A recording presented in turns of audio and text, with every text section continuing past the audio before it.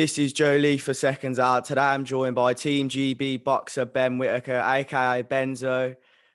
Ben, how are you feeling ahead of what's set to be the biggest summer of your career, of your life, really, in the Olympics over in Tokyo? Yeah, it's an exciting year for me, but to me, it's just another year of my boxing career, really. But if I get it right, it can change my life. So I'm just gonna stay focused, tunneled vision, just get the job done, really. Is that everything you're thinking about day to day right now? I can imagine, it's what you've worked for so long to get to the Olympics. Now you're there. What's the process been like over the last sort of year with COVID, and actually what's it like now looking forward to Tokyo? Well, obviously with this COVID pandemic, there was a lot of ups and downs. There was times where I thought, will I actually be going? Shall I turn pro? Things like that. But lucky enough, we've got the green light that's going ahead. So all I've been thinking about is trying to get that gold medal, bring it back to my city and put my city on the map. So I've got a lot of things to do. There's still a lot of time. There's qualifiers in 2-3 weeks. Get that sorted, get that boxed off, and then we worry about Tokyo after that. Yeah. Why for you was it important that you go to the Olympics? Because obviously we've just spoken about Solomon who turned pro before that. Why did you want to go through the Olympic route? Well, I think the Olympic route, most of the top pros have been there. If you look at Mayweather, Andre Ward, they've all been there and experienced it. Not only that, I've done everything right as an amateur. I've medaled at the Worlds, medaled as a European medalist. So why not tick another box off and do something at the Olympics? I'm ranked third in the world for a reason. So I didn't want to give someone else that place while I've got it on my resume. So I thought, you know what? It's only another year I've wasted. In that time, I've learned about myself, got a bit stronger. So I think it's the right time now. Get that sorted, then I can go professional. And you've just mentioned the big names that were in the Olympics. One of them was Roy Jones Jr. And obviously we all know what happened there with like the judging. Is that something you're worried about going to the amateur, the Olympics, where the judging in the past has been a bit dodgy, corrupt, shall we say? Yeah, all levels. Sadly, I don't want to say I'm bad, but people know that is the part of boxing, that is part of the game. It's sad, but it's true. Sometimes you do get these silly, crazy decisions, even at the pro game. But the only thing I can do is go in there, showcase my skill, and perform. If the decision goes against me, hopefully it'll be televised and people can see. And then we move on and try and embark on the pro career. Mm-hmm. So how did you get into boxing then? I know you've got a really strong relationship with your pops, your dad. Talk to me about that and how he got you into boxing from when you were young kid. So my dad was a boxer himself, and he had a little injury. So truthfully, I think he wanted to live it through me. But I was a hyperactive kid at school, always getting kicked out, fighting, things like that. My mum couldn't handle me at home. I was bouncing off the walls. So my dad said, all right, we're going to take you down to the gym, give you a bit of discipline. And then when I came home, he used to take me to the garden, do foot drills, no punching, just pure foot drills. He said, if you can get your feet working first, then we'll bring in the hands. Slowly started developing. I got to about 15, 16. I was matching the football and boxing like most kids would. I always wanted to be a footballer, but my dad sat me down and said, listen, you're rubbish at football. You got 2 left feet. You're really good at boxing. So I don't want to push you into it, but that's my opinion. Obviously, I'm going to listen to my dad. So I said, all right, then I'll give boxing a proper go. Gave it a full go, got into Team GB, and we're here where we are now. So I can't thank him enough, because if it wasn't for him, I'd still probably be running around on fields. Before we move on, I just want to stick to your childhood quickly, because there's one thing I believe I've heard you used to do, like was it samba, like dancing and it's like dancing, footwork, basically similar to what I've heard Lomachenko used to do. Obviously he's got unreal footwork. Talk to me about how that's developed you as a boxer from very, very early on. Yes, so since a young kid, I used to go ballet, things like that. It was a bit embarrassing as a kid, but it's obviously shows now because I got nice little twinkle toes. But yeah, I used to go ballet, all types of different genres of dancing. And my mum actually took me there. I think my dad was a bit too embarrassed, but he used to push it to take me, and it's obviously worked out. So there's the method in the madness. So obviously you had a bit of a little bit of an ego as a kid. What was it like walking into like a ballet dance class? Was that something that you were sort of aware of? Like, oh, I don't want to look like Like not a girl, but do you know what I Yeah, mean? yeah, 100%. Well, as a little kid, I just thought a class full of girls. I don't mind. I don't mind if I do. You know what I mean? But when they From started trying to early. put those tight leotards on, I was a bit confused. But hey, it's got me where I am now, so I'm not complaining. Hmm. And someone that you've been with since pretty much day dot, your godfather, Joe Clayton, he's a real student of the game. Talk to us about your relationship with him and what he does for you now. Yeah, so funny relationship there again. He used to train my dad when he was a boxer. And he's got like a bit of a weird policy where he doesn't really like kids boxing because he knew my dad. And him and my dad are really good friends. And my godfather, he said, yeah, bring Ben down. We'll do a few sessions. And he used to take me on the pads. He used to spar his fighters and so on. And from there, we gained a little, team bonding thing. And we just grew from there. And when I was about 18, I joined his actual gym, Firewalker Boxing Gym. Yeah. And from there, we've just been ticking each box. He's been doing his thing, I've been doing my thing, and we always come back and combine to each other. And as I just said, he's a student of the game. And a previous interview he did, this is a quote from him: a distinguished career." Sorry, he in his basically when he was a boxer, he said, "Without a distinguished career, Come on now, get it together. that's infused his passion to help others achieve." Basically, so what I'm trying to say is, yeah, the fact that he didn't have an unbelievable pro career himself has allowed him to help others. Do you feel that enthusiasm in you? And the Oh, work. 100%. 100%. If you look at most top boxing coaches, there wasn't the best boxers. And it's weird, but that's just how it works. But he's very, very enthusiastic. Sometimes for me, he's a little At bit least too much. someone can say it. For me, he's a little bit too much. He might talk about the wind and the storm and the stars lining up. I'm just an old school fighter. I just want to get in the ring and fight. But he has a real good, enthusiasm, and it does when you're in there. It brings that heart, and I love that. So it's good. Mm-hmm. And he has a little bit of a background in MMA. Am I right in saying that as well? Yeah, he's got MMA, Thai boxing, all type of things like that. So he brings all mad type of things to the game. Mm-hmm. What's his relationship and your relationship with AJ Anthony Joshua as well? I know he's trained him for some fights, the second Andy Ruiz Jr. fight, and I believe the Pulev fight as well. Yeah. So yeah, to talk to me about how you get along with Anthony Joshua and how Joe Clayton does as well. Yeah, so Anthony Joshua, obviously, he was a part of Team GB like me. And when he's getting ready for his fights, he comes down, trains with Rob McCracken and so on, and the team. And I remember he watched one of my spars and was like, yeah, this kid's good, man. And ever since then, we've always kept in touch, kept talking. Then we just crossed paths in the corridor one time and he said, hey, Whittaker, know your coach, Joby. Why does he do this or why does he do that? And he would ask that every week, you see, we'd ask little things. And I think out of nowhere, asking all these questions and seeing videos of me on Instagram, fair play to him. He took it on himself to go and message Joby. So they did a little session together. They liked it. Sounds bad, but the Ruiz loss happened. He thought, let me change things. Brought Joby in, and he looks like he's done him a world of good. So can't complain. Yeah, fair enough. I think it's down to his philosophy, and AJ's clearly seen something in that, and obviously that's going to be in you as well in the future. Yeah, that's it exactly. A champion sometimes needs to take those risks. He could have easily just took the loss and said, you know what, I'll just keep the same team. But he took the gamble and brought different people in, and then it's showing dividends because in his last few performances, he shows he's trying to actually box and think. So it's what you have to do to be the best. You have to change it up.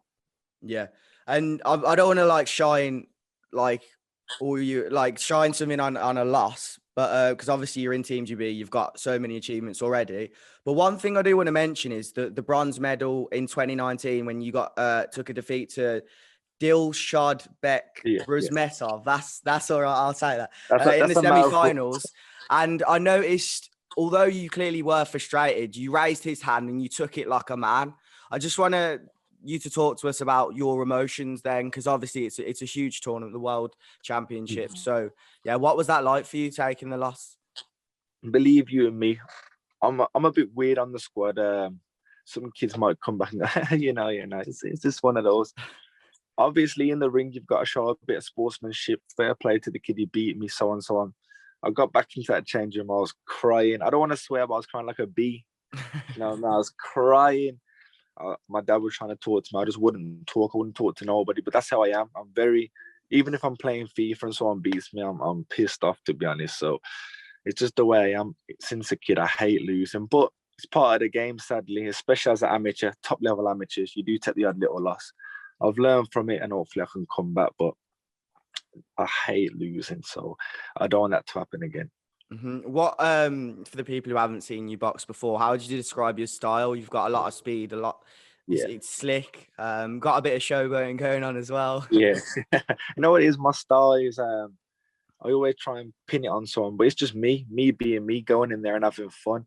There's a time and a place where I can put it on people. I can punch a little bit, but I'm very arrogant in there. When I'm in there, I believe it's my ring, and that's what I like to show. I have a bit of fun in there, showboat. See someone in the crowd, I might have a little wink at them. But it's part of the game. You've got to be entertaining. You can't be a boring fighter, and that's what I like to bring to the ring. There's someone you fought in the amateurs, John Doherty. I saw you speak on a previous interview as well about potentially fighting him when you turn pro. Is that something you'd still like to do? If it all lines up right, everything's right, I would. No reason why not to get that win back. But he's on his path, I'm on my path. But if they align, I'm game. I'm ready for it. What are you like outside of training? Are you like, do you watch boxing every weekend? Like, are you sort of, a big fan of the sport outside of when you're involved? Yeah, I'm a student of the game. I think if you're part of boxing, you've got to stay around it. You've got to know what's going on. Sometimes I don't like to watch it 24/7 because it gets too much. If you're training, then you're boxing yourself, then you're watching. It's like, geez. So I do stick around it. I do watch it, but if I'm not boxing, I do a bit of my music. I chill with my mates, have a bit of fun because you're only young once, and this game can get a lot. So you do need those little breaks. Yeah, there is a UFC featherweight former champion. He's the number one contender again now, Max Holloway, and he says this sort of similar things. He was a champion, but then he like streams on Twitch and he doesn't let anyone talk about fighting in the the chats and everything. And as you've just mentioned, your other thing that isn't boxing is music. Talk to us about that. At the start, I said, "AKA Benzo." I don't know if people understood, but that's like your rap name, and that's the passion that you've got. And it's going on Giro and Daily. It's doing quite well. Yeah, it's doing all right. I know what it is. It's just for me, like I said, it just breaks me from the crowd. Obviously, one of my former teammates, Lawrence Okoli's jumped on in, he's doing well, but it just sets you apart. Not many people box or rap and put themselves out there. And it's just a little getaway from boxing, being 24/7, a boxing head, taking shots, giving shots. So just switches it up for you and gives you something else to look at and have a bit of passion for. So what can we expect in the future in terms of ring walks? I spoke to Lawrence Okoli and he said he wasn't allowed to play the songs because it's quite explicit. Are you going to be like making family friendly ones and like walking out to their like what's your plans in terms of like boxing, combining them together? Yeah, hey, like I told you, I'm a showman, so people better get ready for a good half-hour ring walk. I'm bringing my whole team. I'm singing myself to the ring. Your dad's got to come with you, man. Hey, my dad's got to come. Know what I mean?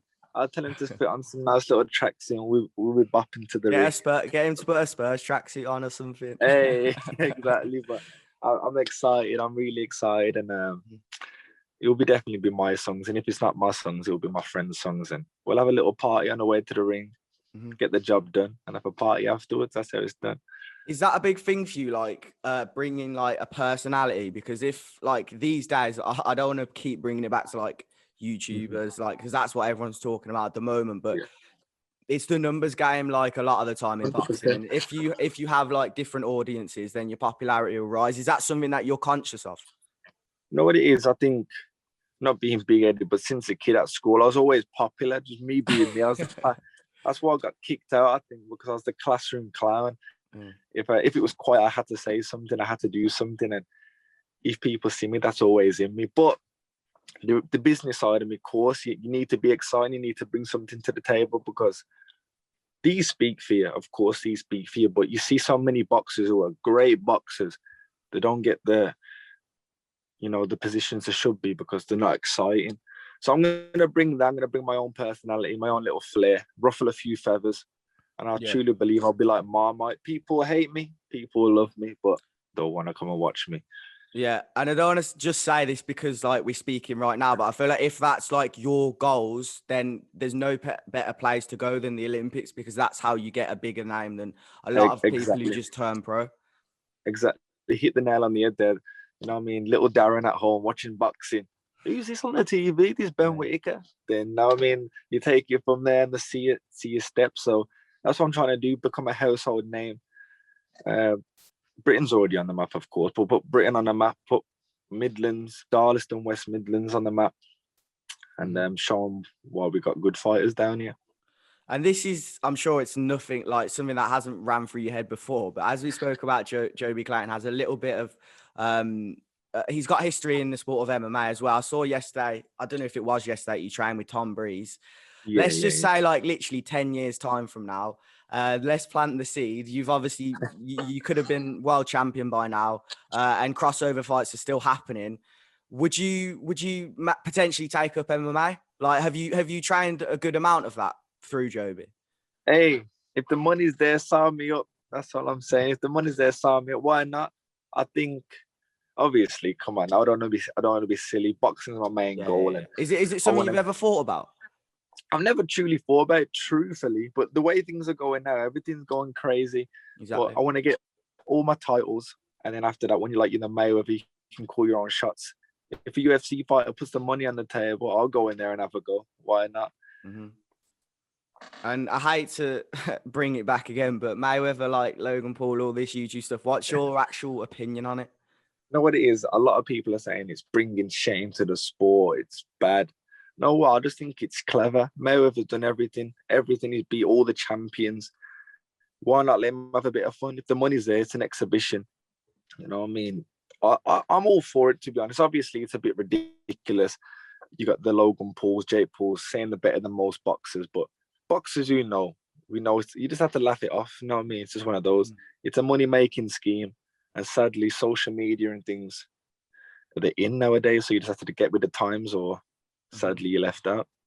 I think that's why we see like Ryan Garcia is pretty successful as well.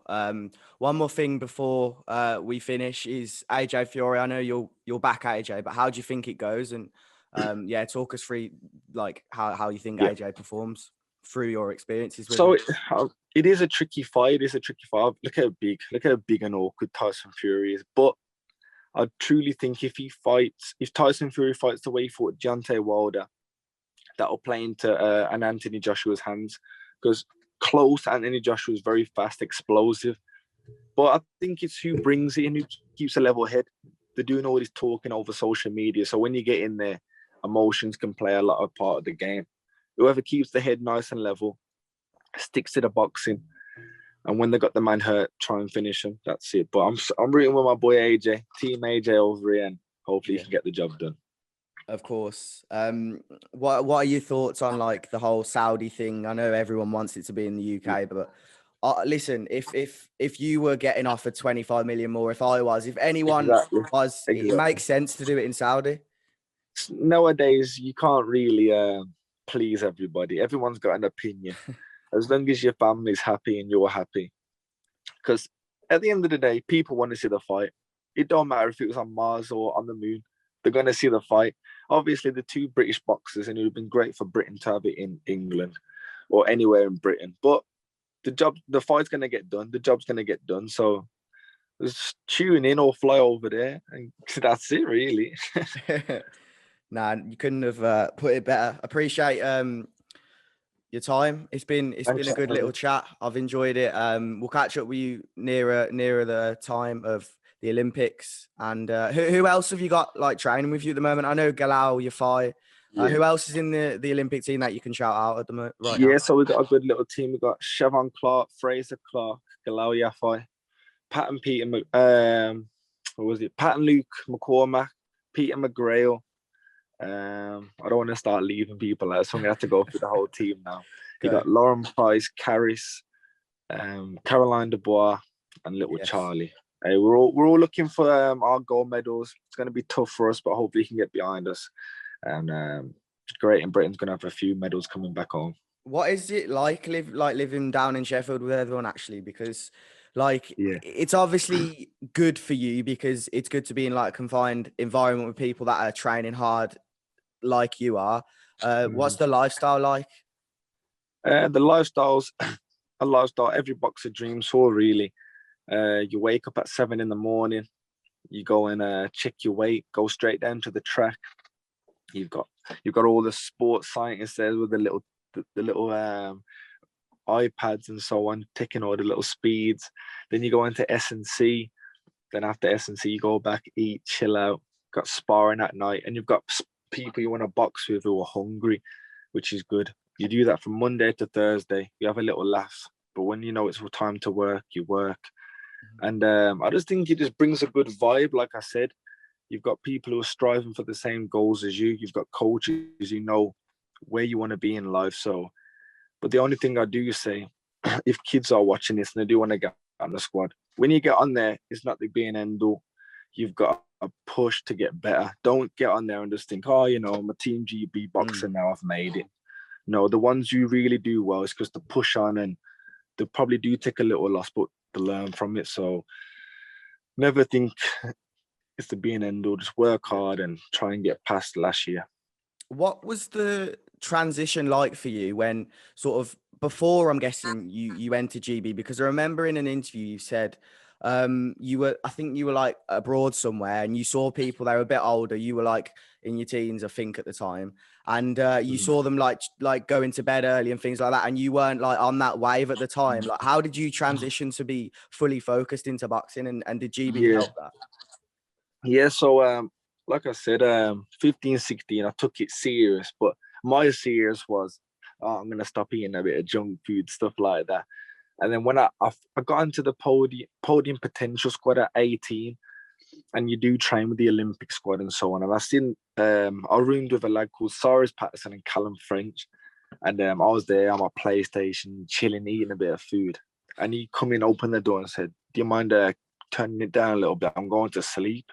And I was like, "Sleep?" I checked my phone. It was 9 o'clock. I was like, what's this boy on about sleep?